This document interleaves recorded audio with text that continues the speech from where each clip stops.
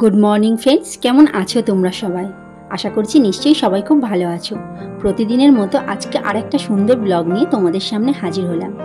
তো সৌরভ শ্রাবণী চ্যানেলে তোমাদের অনেক স্বাগত, অনেক ভালোবাসা। তো সকালে উঠে দেখতেই পেলে আমি বিছানার চাদরটা তো সব কেচে নিয়েছি। তো ওই ঘরের বিছানার চাদর কাঁথা সব কিছুই আজকে কাচতে হয়েছে, কারণ মাম্মা এক মগ জল নিয়ে বিছানায় ঢেলে দিয়েছে। তো সব কিছু ভিজে একাকার। তো ধুলো হয়েছিল, ভাবলাম কি সব তুলেই ফেলি, তাই জন্য সব তুলেই ফেলেছি। তো বাসন গুছিয়ে নিলাম। আর আজকে যেহেতু সকালে অনেকটা টাইম আছে, তাই জন্য পাউরুটি কিনেছিল, তো বললো বাটার দিয়ে টোস্ট খাবে, তাই জন্য বানাচ্ছি। তো আমি এইভাবেই বানাই। তো আগে রুটি শিখে শিখে বাটার দিতাম, রুটিগুলো মানে ভেজে নিয়ে তারপর বাটার দিতাম। তো রুটিটা ঠান্ডা হয়ে যেত, বাটার দিতে দিতে দেখতাম। তো এখন কি করি, এখন এমনি রুটিতেই এরকম বাটার লাগিয়ে নিই, তারপর চিনি লাগিয়ে পুরো মানে দুটো রুটিকে একসাথে পেস্ট করে নিয়ে তারপর আমি চাটুতে শিখি। তো আমার এখানে চাও হয়ে যাচ্ছে, আর ওদিকে আমি পাউরুটিটা মাখানো হয়ে গেছে বাটার সব। তো চাটা করে নিয়ে তারপর পাউরুটিটা শিখে নেব।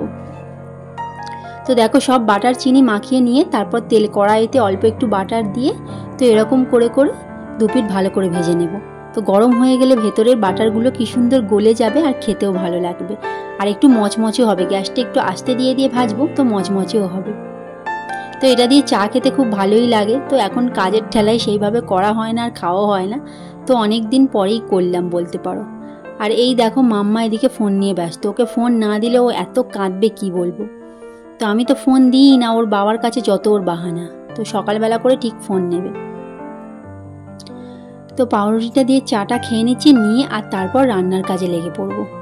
দেখো বলতে বলতে রান্নাও করে ফেলছি। তো আজকে রান্না করছি কুমড়ো, পুঁই শাক, আলু আর এই মাছের মাথাটা দিয়ে তরকারি। আর এই কাটাপোনা মাছের পেটিটা হচ্ছে আমার মেয়ের জন্য, আর আমাদের নিয়ে এসছে আমুদি মাছ। তো অনেকদিন গঙ্গার মাছ খাওয়া হয়নি গরমের জন্য, তো আজকে গঙ্গার মাছটা নিয়ে এসছি। তো অনেকদিন পরে গঙ্গার মাছ খেতে খারাপ লাগবে না। তো যাই হোক, আমি মাছের মাথাটা ভেজে চচ্চড়িতে দিয়ে দেবো, আর এই মাছগুলো ভেজে রাখছি, তারপর ঝাল করে নেব। আর মাম্মার একটা সবজি দিয়ে মাছের ঝোল। তো তারপর আমি ঘর পরিষ্কারের কাজে যাব, কারণ সকালে উঠে আমাকে আগে রান্নাটা করতে হয়, কারণ অফিস যাবে, খেয়ে টিফিন নিয়ে যাবে, তাই জন্য সকাল সকাল তাড়াতাড়ি আগে রান্নাটা করে নিতে হবে। তো দেখো এখানে মাছের ঝালের গ্রেভিটাও করে নিচ্ছি, পেঁয়াজ, টমেটো, আদা, রসুন দিয়ে। আর মাছ ভাজাও কিছু রেখে দেবো, আর মাছটা মাম্মারটা ঝোল করব। আর এখানে দেখো মাম্মার ঝোলের সবজি কুমড়ো, বিম কড়াই, গাজর, ঢ্যাঁড়স, ঝিঙে সব কিছুই আছে। তো ওর সবজিটাও কেটে নিয়েছি। আর এখানে দেখো আমার মাছের ঝালটাও হয়ে গেল। তো একটু ঝোলঝোলই রাখবো, যেহেতু ডাল করছি না তাই জন্য একটু ঝোলঝোল রাখবো। আর মাম্মার দেখো শুধু একটু জিরে ফোড়ন দিয়ে, ওর তো ঝাল ছাড়া, তো ওর ঝোলটা করছি। তো ওর ঝোলটাও আমার কমপ্লিট হয়ে গেল। তো রান্নাটা হয়ে গেল, তারপর আমি টিফিনটা দেখো গুছিয়ে দিয়েছি। তো মাছের ঝাল, চচ্চড়ি সব কিছু গুছিয়ে দিয়েছি, খাওয়া হয়ে গেছে। তারপর বাবাকে ভাত দিয়ে দেব, দিয়ে আমি দেখো মাম্মার এখানে ছোট ঘরটা পরিষ্কার করতে এসেছি। তো এত জল ফেলে দিয়েছে না, এই প্লাস্টিকটা আমাদের পাতা থাকে জানো তো। তো ও যেহেতু ছোট ছিল, ছোট থেকে এই প্লাস্টিকটা পাতা থাকে। তো কখন টয়লেট করে দেয় কখন কি, তো এখন সেভাবে আর করে না, তাও পাতা আছে। কিন্তু এটা পাতা থাকলে কি বলো তো, এর ওপরে যে কাঁথাগুলো থাকে না, কাঁথাগুলোর নিচে দিয়ে ধুলোটা দেখি প্লাস্টিকে ভর্তি হয়ে যায়। মানে প্লাস্টিকটার নিচে যে জিনিসগুলো আছে, মানে সেই গদি টদিগুলো পাতা আছে, সেগুলোতে কিন্তু অতটা আর ধুলো বেশি পড়ে না। তো প্লাস্টিকের ওপরেই সব ধুলোগুলো গুঁড়ো গুঁড়ো হয়ে থাকে। এত ধুলো আমি ঝাঁটা দিয়ে ঝাড় দিইনি, কারণ ঝাড় দিলে না ধুলোটা চারিদিকে উঠবে। তাই জন্য আমি একটা ভিজে কাপড় ভিজিয়ে ওটা মুছে মুছে নিলাম, তাহলে ধুলোটা আর চারিদিকে হবে না। আর এখানে এই র্যাকটাও ভালো করে পরিষ্কার করে নিচ্ছি। তো খেলনাগুলো আমি প্রতিদিন গোছাবো, আর ও প্রতিদিন ঘাঁটবে। তো আমি আর গুছিয়ে গুছিয়ে পারি না, সত্যি কথা। কত গোছাবো বলো তো, এদিকে এক পরিষ্কার করছি আর একদিকে ঘেঁটে যাচ্ছে। তো এই করে সারাক্ষণ, জানো তো। তো আবার মাঝে মাঝে ধুলোও পড়ে, না পরিষ্কার করলে কি বলো তো, এই খেলনাগুলো এক একবার নেবে তো, আর সব জিনিসটা খালি মুখে দেবে। তো মুখে দিলেই তো খারাপ, কখন কি থাকে না থাকে, তাই জন্য আমাকে প্রায় সময় এগুলো পরিষ্কার করতে হয়, না হলে কোনটা কখন মুখে দেবে তার ঠিক নেই। তো ওর ঝাঁকা ব্যাগগুলো দেখো, ওর জামা কাপড় আছে, আর ওই ভান্ডারটা যে দেখছো ওটা ওরই ভান্ডার। ও ওখানে পয়সা ফেলে, তো আমরা যে খুচরো হয় দিই সেটাও ফেলে। তো একটা ভালো করে মুছে নিচ্ছি। এই কাপড়টা একটু হালকা ভিজিয়ে নিয়েছি, যাতে মানে ধুলো না ওড়ে, তার জন্য হালকা ভিজে ভিজে আছে, তো সেটা দিয়েই মুছছি। তো রান্না বান্নার পরে এগুলো করে তারপর আমি মাম্মাকে স্নান করাবো, খাওয়াবো, তারপর আমি স্নান করব। তো আমার স্নান করতে করতে সেই 2:30-3টে বেজে যায় প্রতিদিন। তো এইগুলো একটা একটা করে করতে হয়, না হলে কিন্তু করাই হয় না আর।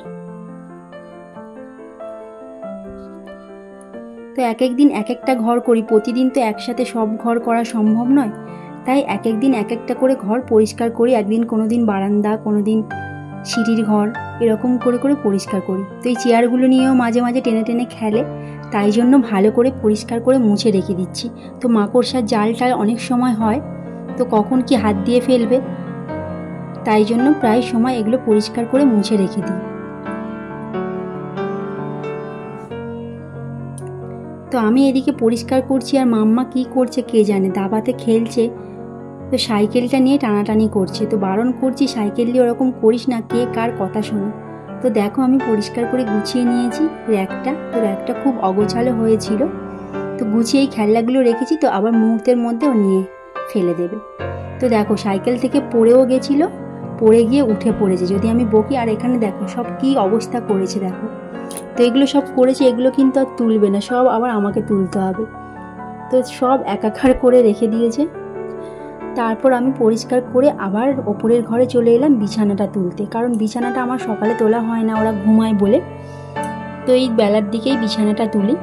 রান্না বান্না কমপ্লিট হয়ে যাওয়ার পরে টিফিন দিয়ে তারপর আমি বিছানাটা তুলতে আসি। তো বিছানাটাও ভালো করে গুছিয়ে নিই। তো বিছানাটা গোছাচ্ছি, আমার পেছন পিছন চলে এসছে। তো যেহেতু রোদ, বাইরে বেরোতে বারণ করেছি, তাই জন্য আমার সাথে সাথে খালি ঘুরছে জানো।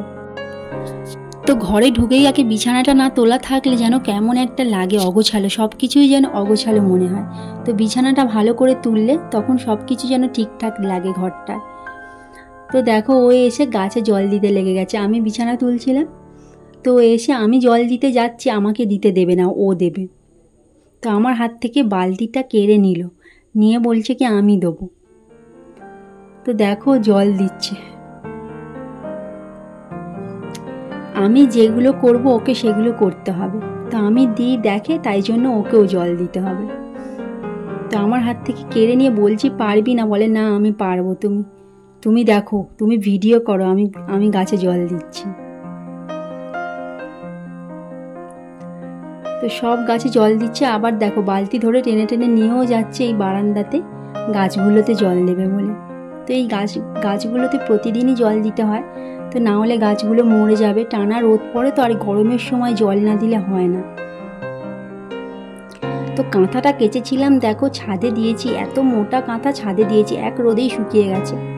তো দাঁড়ানো যাচ্ছে না, এত রোদ। তো কোনো রকমে গামছা মাথায় দিয়ে তুলে নিয়ে আর চলে এসেছি। তো এই ভিডিওটা কিন্তু আমার মেয়েই আমাকে করে দিয়েছে জানো তো। তো তারপর দুপুর থেকে আমার আর ভিডিও করা হয়নি, চলে এলাম একেবারে রাতে। তো রাতে দেখো এগুলো রাঙা আলু, তো রাঙা আলুর পরোটা করব। তো রাঙা আলুর পরোটা খেতে আমার কিন্তু খুব ভালো লাগে।